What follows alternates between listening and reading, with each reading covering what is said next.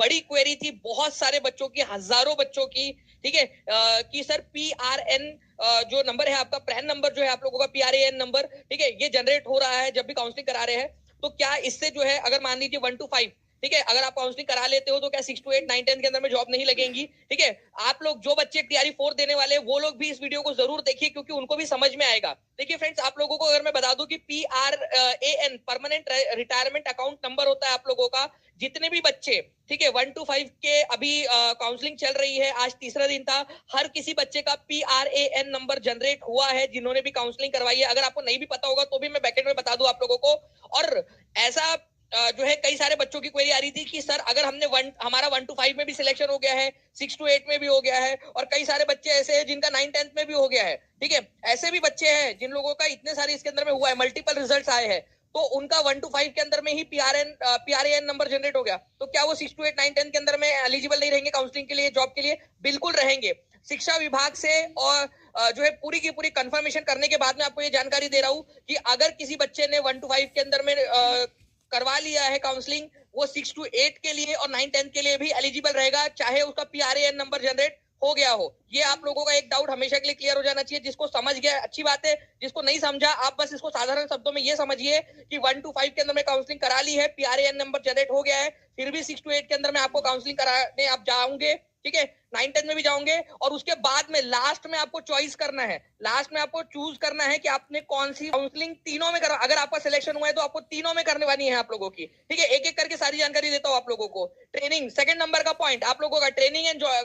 जो है ज्वाइनिंग का, तो ट्रेनिंग के अंदर में और ज्वाइनिंग के अंदर में अगर बात करूं तो ट्रेनिंग और ज्वाइनिंग दोनों की ही डेट अभी तक, ठीक है, आपका BPSC इसका शिक्षा विभाग जो है वो करेगा, तो उसकी अभी तक उसने डेट डिसाइड नहीं की है। मोस्ट प्रोबेबली जो है आप लोगों की डेट अगले,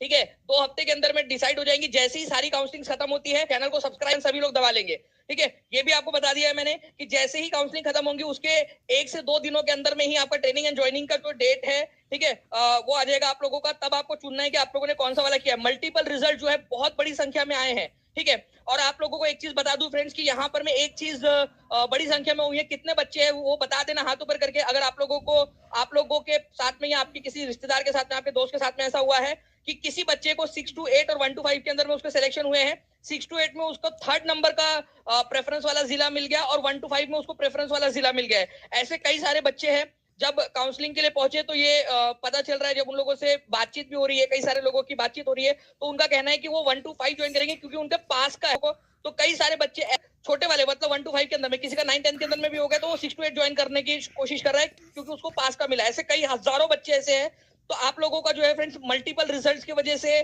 कई सारी वैकेंसीज खाली रहेंगी और हम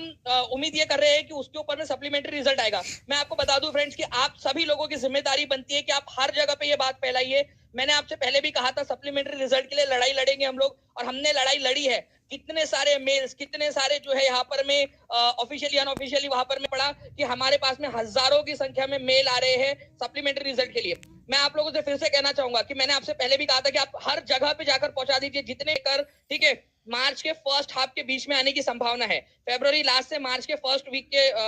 फर्स्ट हाफ के अंदर में, तो आप लोग तैयारी अपनी शुरू रखिए अच्छे से। तैयारी 4.0 के अंदर में, ठीक है, आप लोगों का कंप्यूटर टीचर की और PRT की बड़ी संख्या में वैकेंसी निकलेंगी, ये याद रखना है आप लोगों ने। तो जितने भी बच्चे हैं जो कंप्यूटर टीचर के लिए तैयारी कर रहे हैं, क्योंकि पहली से लेकर 12वीं तक आप लोगों का कंप्यूटर टीचर कंपलसरी किया जाने वाला है, ये कल ही फैसला लिया गया है, ठीक है,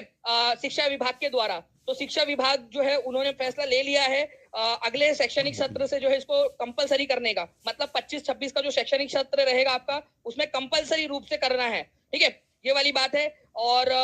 जी जितने भी बच्चे पूछ रहे कि सर कैसे पढ़े चीज, एक चीज मेरी जिंदगी में याद रखना, जितने भी बच्चे देख रहे हैं सभी लोग लिख लेंगे एक बात, जिंदगी भर काम आएंगी ये चीज आपको। होप फॉर द बेस्ट, ठीक है, उम्मीद करिए कि अच्छा होगा, लेकिन प्रिपेयर रहिए कि वर्स्ट से वर्स्ट सिनेरियो में जो हो सकता है उसके लिए भी प्रिपेयर रहिए। जिंदगी का मूल मंत्र बना लीजिए इस चीज को आप लोग, hope for the best but prepare for the worst, ठीक है, मतलब कि आपने